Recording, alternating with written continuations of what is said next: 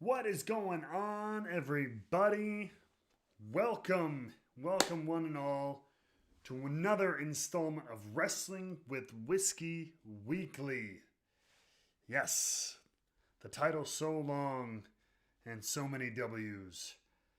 I simply had to do it because it's ridiculous. Anyway, I hope everybody's doing good. Our live audience here with us tonight, those who will be joining us throughout the week, checking back on this episode. It's going to be a good one. I am excited to drink what we're going to drink, to talk about what we're going to talk about. So I'm glad you guys are here with me. Hope you all are doing well. LJ's in the house. Arcanus from the Twitch stream, always showing the support. Scorpion's in the house as well. Appreciate you guys being here. So today was actually a pretty good day, big day for the for bourbon and whiskey announcements. They had, drum roll, the official BTAC. For those that don't know, the Buffalo Trace Antique Collection announcement was today. The official announcement giving us the specs and the breakdown of what was going to be in this year's release. One of the biggest releases of the year. Although I did see a tweet, which I kind of appreciated, was, big breaking news in the bourbon industry is apparently a company telling you it's going to release the same thing it releases every single year. But that's pretty cheeky, but it is true. It is funny. It is one of those releases that just gets hyped every year because, honestly, it's pretty excellent every single year. So I will give them the credit for that. But before we get to that, let us get into tonight's topics. Tonight's topics will include breaking down the BTAC announcement as well as the Parker's Heritage announcement, which I don't have official press release on, but I did see enough about it that we can at least have a little bit of a chat about it. I'm going to break down, piggybacking off that, we're going to break down just a little bit, just a hair, about why MSRP, or the manufacturer suggested retail price, does still matter in this world of inflated pricing and black market bourbon and flipping and trading secondary markets and things like that. Why I truly do believe that the MSRP price does still matter, and it plays a role in the pricing of all those other markets. And then finally, the main event tonight. Oh, baby. We're getting into it. It is going to be Wrestling with Whiskey. If you want, you can go and drop that E because it is WHISKY tonight. We are venturing across the pond, like I have a few times in the YouTube videos before, for some Scotch whiskey. A very, very, very special edition of the Glendronach Kingsman edition. Yes, like the movie, it is a movie tie-in. Which, like, over here, we have some cheap $30 bottle that ties into a movie because they want to sell a lot of it.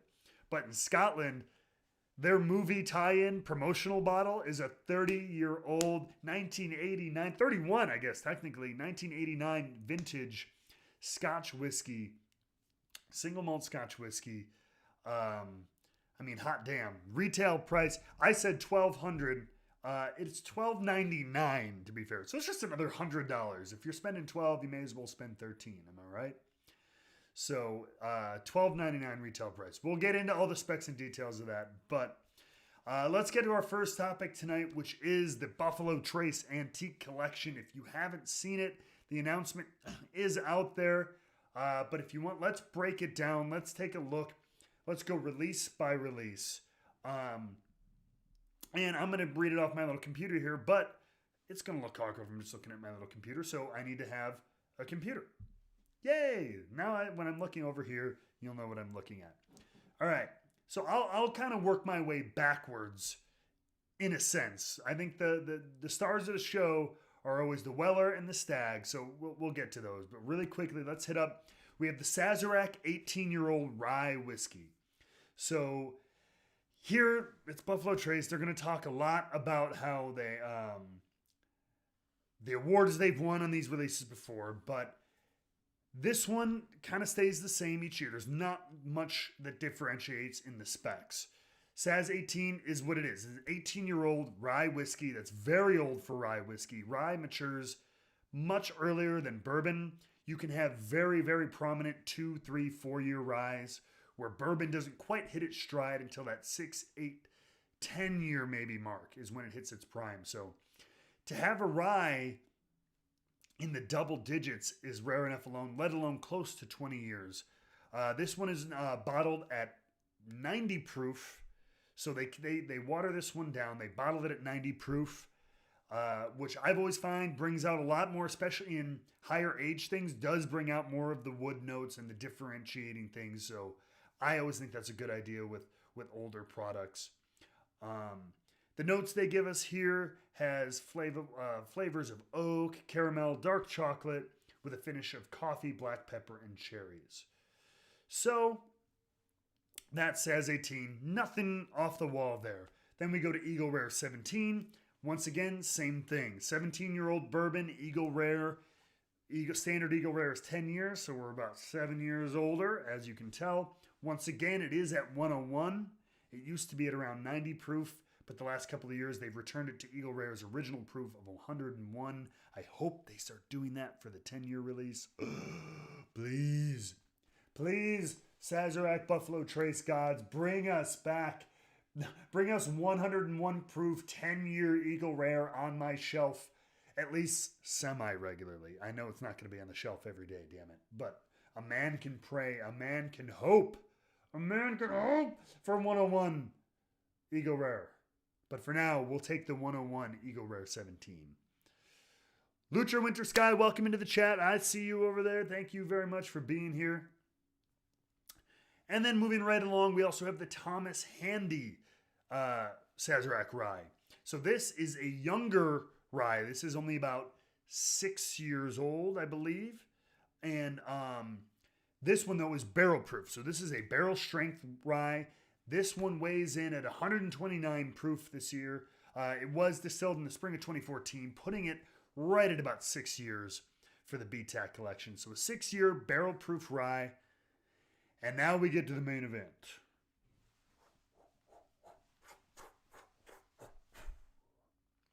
William Larue Weller.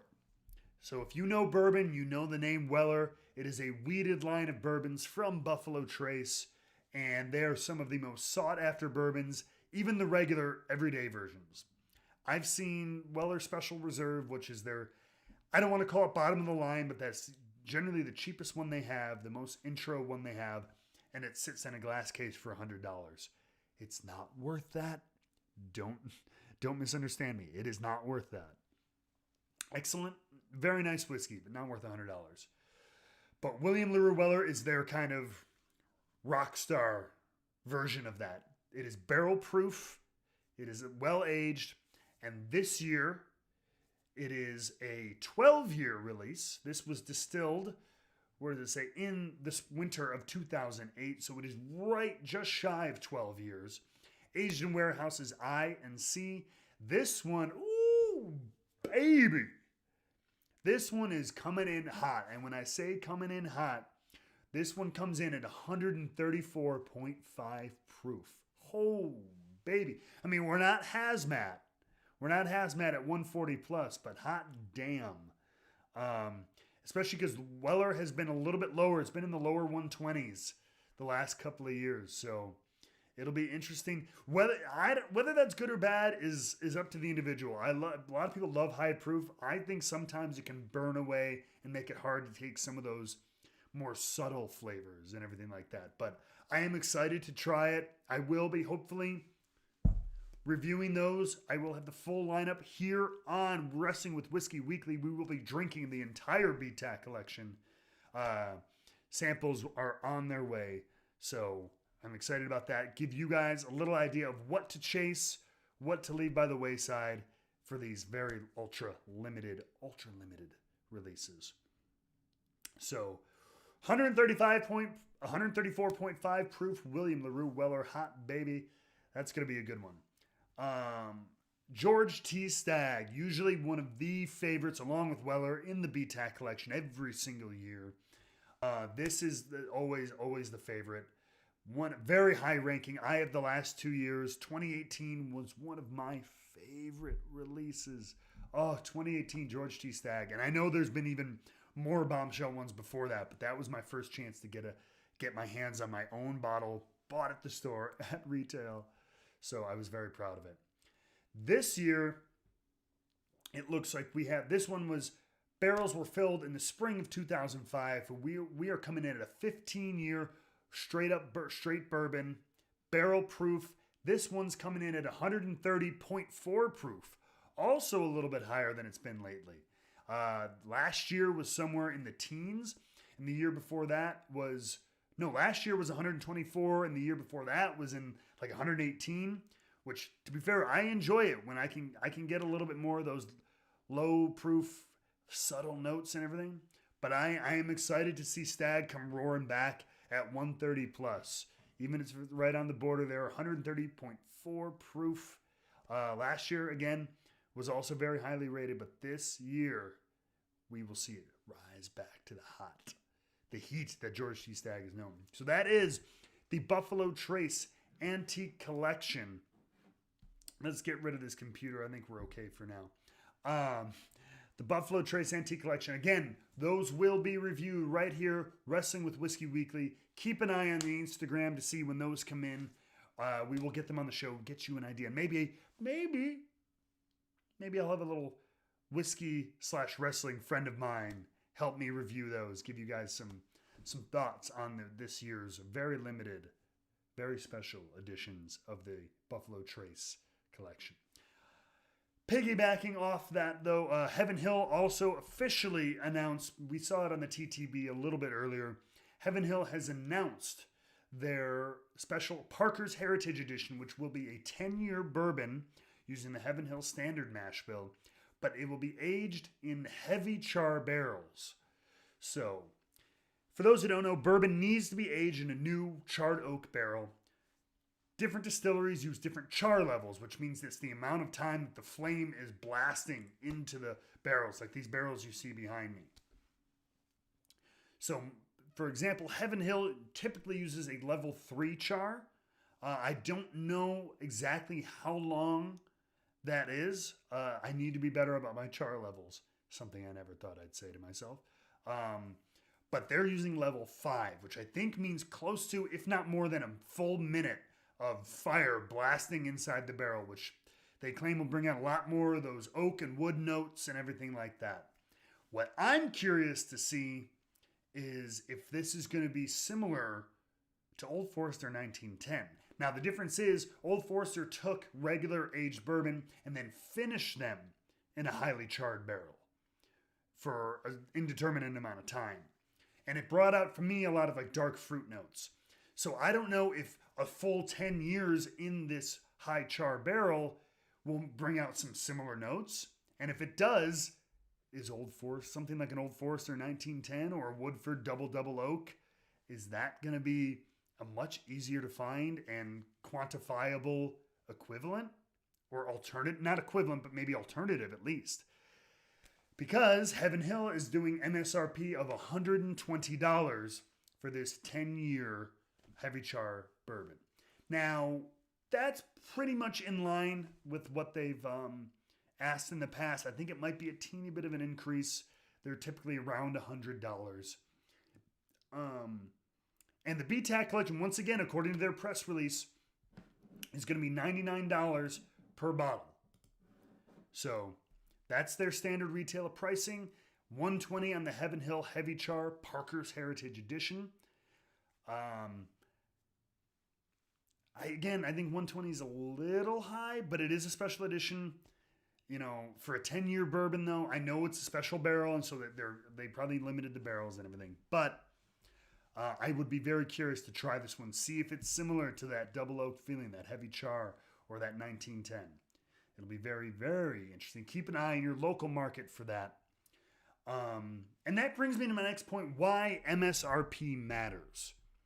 So there's a lot of people, as the bourbon and whiskey industry is on the upswing and we're continuing to get more and more popular, and things are getting harder and harder to find, stores and retailers are taking the opportunity, and things like this BTAC collection are often, they can set their own prices. So they judge based off what people are trading these for online or selling them to their friends for online. And often that can be 5, 6, 7. I've seen George T Stag in a New York liquor store for $800. Not like a vintage one like that year's edition. And it doesn't move until you get some dumb rich guy who does. And maybe it's worth the wait for that liquor store owner. I don't know. But in a lot of markets, that's what people do. And so there's often been an argument of like, well, price these higher and the secondary won't be as crazy. But here's my argument. The problem with that is, unless you're doing something like a Whistle Pig Boss Hog, which Dave Pickerel is known for pricing that at $500 because he said, screw it. Nobody will ever charge more for that. And it's true. But you see them sitting on shelves a lot because nobody wants to pay $500. Now, I understand the market is zooming. And so you want to get more for your money. However, I do as much guff as I give Buffalo Trace for their allocation and their seemingly skimp on getting bottles to certain markets and everything like that. Constantly setting the price at $99 for the antique collection, I think, is a quality move. Because for most releases, especially limited ones, remember, MSRP, that's pretty much the jumping off point for a retailer. That's the least amount they're going to charge. And so, but it usually goes up from there. And so if you're lucky enough to get in a store, have a good relationship with the owner, and that's a great thing to start doing, is making just positive relationship with store owners. Jumping off there, most stores are going to charge more anyway. So if you have to start charging $300-400 MSRP, stores are still going to charge $800, $1,000 if they can, because they've seen it trade for that, they've seen it sell for that in black markets. So they're still going to try to do that. So if you raise the MSRP, unless you're going to raise the MSRP to $500, which I really hope they never do, MSRP still matters, because remember, that is the starting point. Your whiskey will never be cheaper than that unless you have some, we got to clear this off the shelf sale. So let's hope that the MSRPs go up gradually, if they have to go up at all, and keep it in check. And that's my grind my gears moment for this day.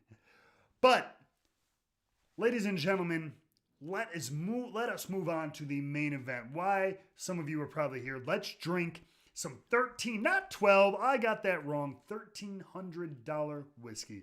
Let's move to the review corner. Hello. And so here we have it, ladies and gentlemen, the Glendronach Kingsman edition, 1989. Yes, just like the movie. Let me read. Oh, do we need another computer? I think we do. There it is. Look, my fancy Asus computer. Let me read briefly from the press release just to give you a vague idea. The Glendronach Kingsman edition has been crafted by master blender Dr. Rachel Berry in collaboration with the Kingsman film franchise director Matthew Vaughn, from a selection of just 6 of the finest casks of this 1989 year. 6 barrels. Even the BTAC collection has I don't know how many bottles. 8,000 bottles or something like that for the country or whatever. This has 6 barrels. I mean, at 31 years old, each barrel probably had, God, at that point, less than 200 bottles. And we're talking a couple hundred bottles here, basically, for the whole planet. These were matured in Oloroso sherry casks with final maturation in Pedro Jimenez casks, which is another type of sherry from Spain. Now, PX, Pedro Jimenez, some of the finest sherry casks in the world. They're Spanish sherry, and they are excellent. If you can find a Scotch whiskey aged entirely in PX sherry casks, oh my God, you are in for a treat. So, something truly, 29. I figured since it was 1989, sorry. So this is a 29-year-old, I got that wrong, either way. 29-year-old single malt has exceptional depth of character, truly befitting of a Kingsman. It is 50.1% ABV, so it is just over 100 proof, pretty much right there. And retail pricing of $1,299 US. So 29-year-old single malt Scotch whiskey, $1,300. So And they also sent along with us, so I'll bring this up. Oh, let me get my little. And you can already see here, there's a color difference between these two samples, because the one over here is the Glendronach 12 year. That's the regularly available Glendronach single malt Scotch whiskey. It's on the shelf, $62.99. I have the ABV here as well. That's 43% ABV. So that's 86 proof, a little bit lighter in proof. But that one is, that Brown-Forman has kind of said, oh, that's an everyday alternative if you can't get your hands on this 29-year-old $1,300 Scotch. So let me pull these out again. So once more, this is the Glendronach 12. Okay, it looks very nice. Good color, a little light, lower proof, but let's look. Look at that.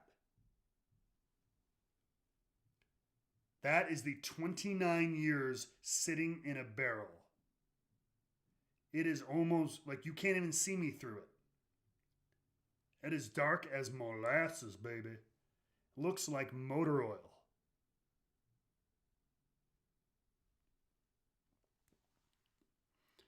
So, you guys want to know what tasting a $1,300 Scotch is going to be like? Oh, here's a question. Here's a question for the audience.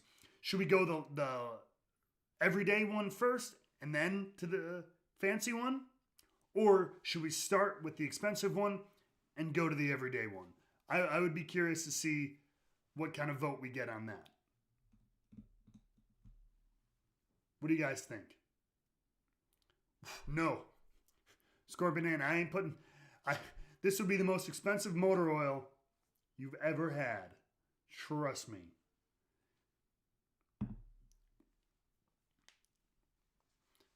All right, we're getting some vote everyday one first. I agree, we'll move up.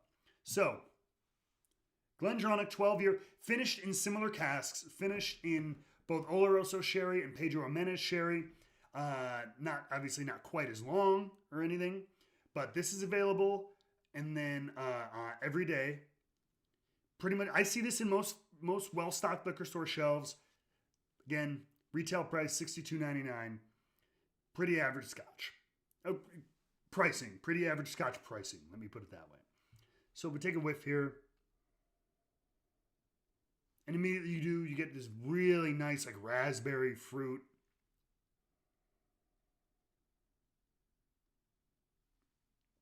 Nice cherries in there. Very nice fruity up front. Light though, nothing, no oak or spice on there really. Plum, tons of fruit in this. Absolutely. I mean, those Spanish sherry casks impart a lot of fruit forward notes on these scotches. Little bit of round almond in there, like vanilla-y almond almost. Almost like those vanilla-coated like yogurt clusters. I've said this in certain bourbons before that are finished in wine, but if you know what I mean, like in those certain like Cheerios or whatever, those yogurt-covered clusters, it almost has that kind of a scent to it. But very sweet. I mean, just fruity and sugary almost. Take a sip. Cheers, everybody.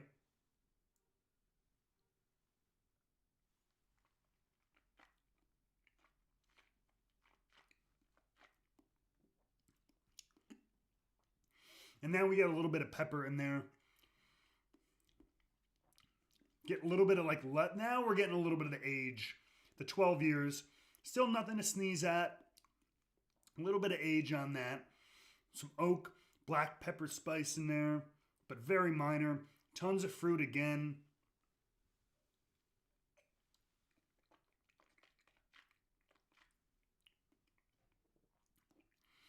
That nuttiness kind of comes through. Light on the palate. Not overly powering anything. Finish is not overly drying. Very, very light. Again, leaving like cherry, dark, almost like Luxardo cherry on the roof of your mouth. plum, grape.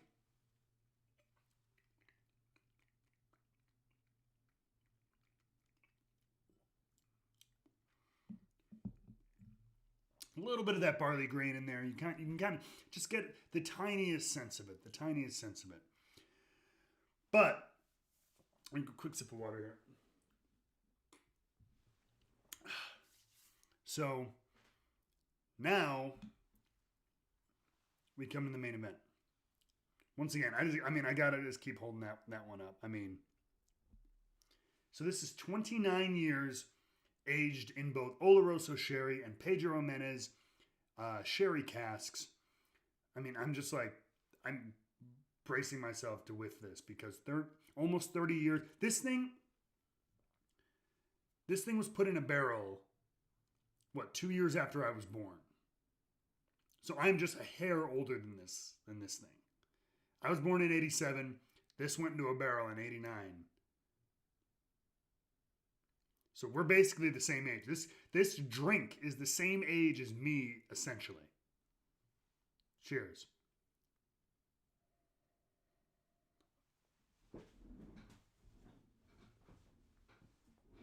Oh.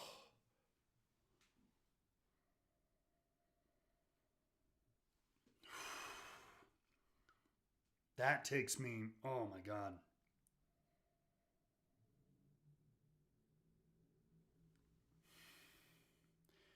That takes me back to when I have a friend from Scotland who took me out for drinks in New York City during WrestleMania week. He was there and showed me some scotch, and he turned me on to this Bunnahabhain PX sherry finish or sherry cask matured scotch, and it was just this reminds me of that, but even more mature.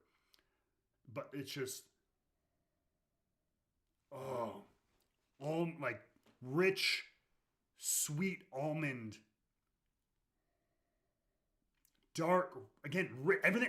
I don't even need to say rich anymore. Everything I'm about to tell you, every note I mention, just add rich to the beginning of it because it's very rich. Confectioner sugar, dark stone fruits. Oh, grape and plum, yeah, almost like raisin.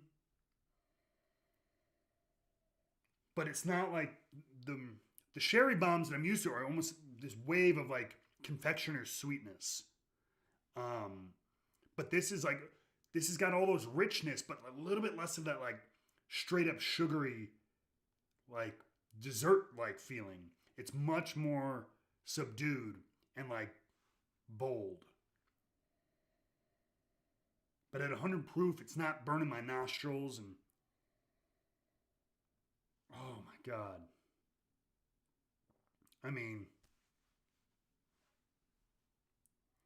Take a sip. Here, cheers to the Wrestling with Whiskey community.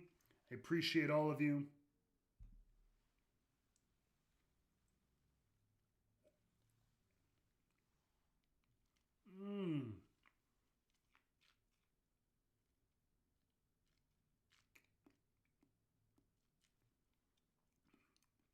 Ooh. I just want to hug myself. But the drink is already doing it for me. Oh my goodness.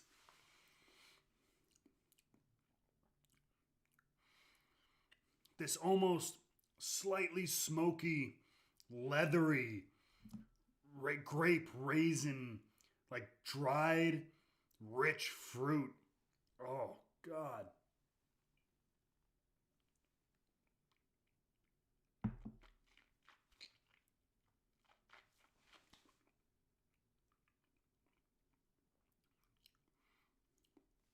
Leather, pepper spice, just a hint, a tiny hint. Oh my God, nowhere near what bourbon kind of gives you with those rye spices, but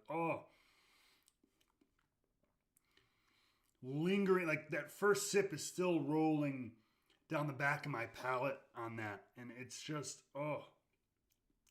sorry, I'm trying not to be like, too much, but hot damn. At 30 years nearly 30 years in sherry casks, you're going to get a lot going on. And the viscosity LJ, you were asking about the texture of it. It's just so much more viscous. You know what I mean? It's feels way less watered down. It feels like there's a lot of substance to the liquid, as opposed to feeling watery or thin.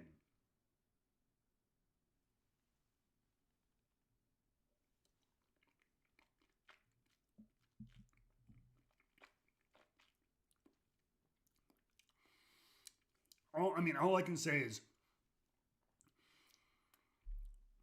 like a dessert in a glass, dark fruit and leather. Weird, I know, sounding combo, but like that roughness, kind of like bitter leather. You've ever bit, your coat or like your a purse or I don't know. You've tasted leather. It has that kind of like grittiness, but overwhelmed with this sweet fruit. Like this is, it's a dessert scotch, I think, for sure.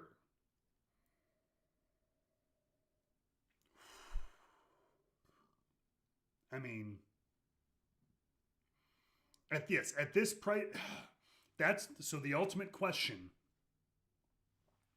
is this worth $1,300? And it's almost one of those things where it's like I don't know what to tell you because it's a very special bottle, 100% very special bottle.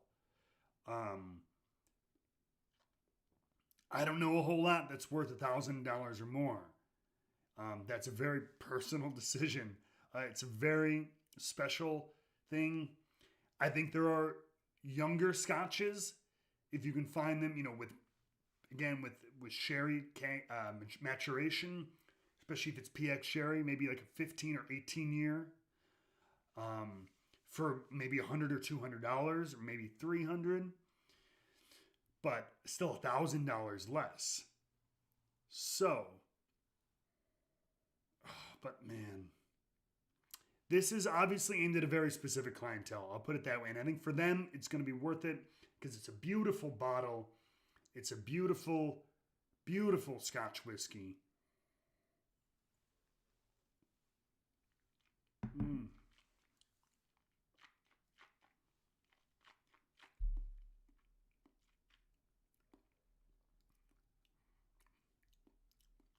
I just don't want it to end.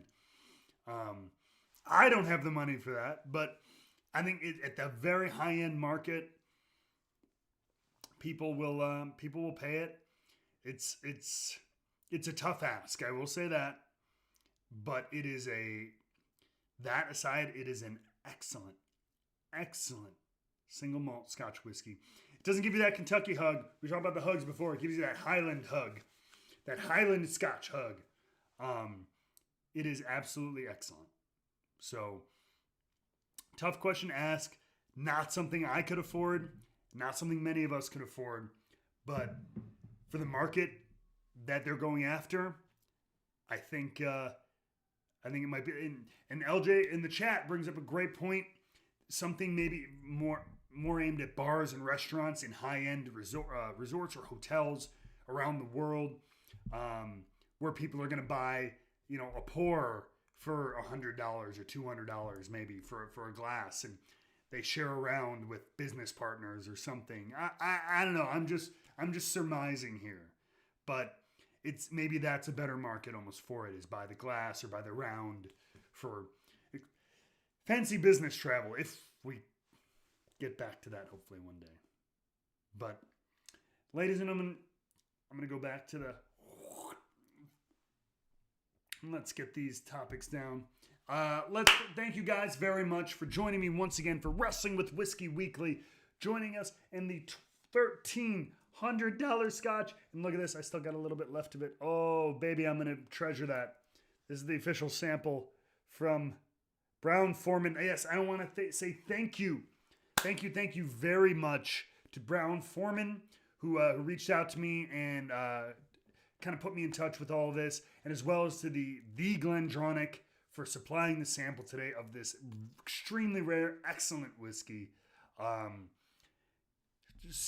Seek out their stuff. Again, Glendronach 12, 15, and 18 are all fantastic scotches on their own, but this was something absolutely special. And I will see you guys next week right here on Wrestling with Whiskey Weekly. Cheers and have a great night.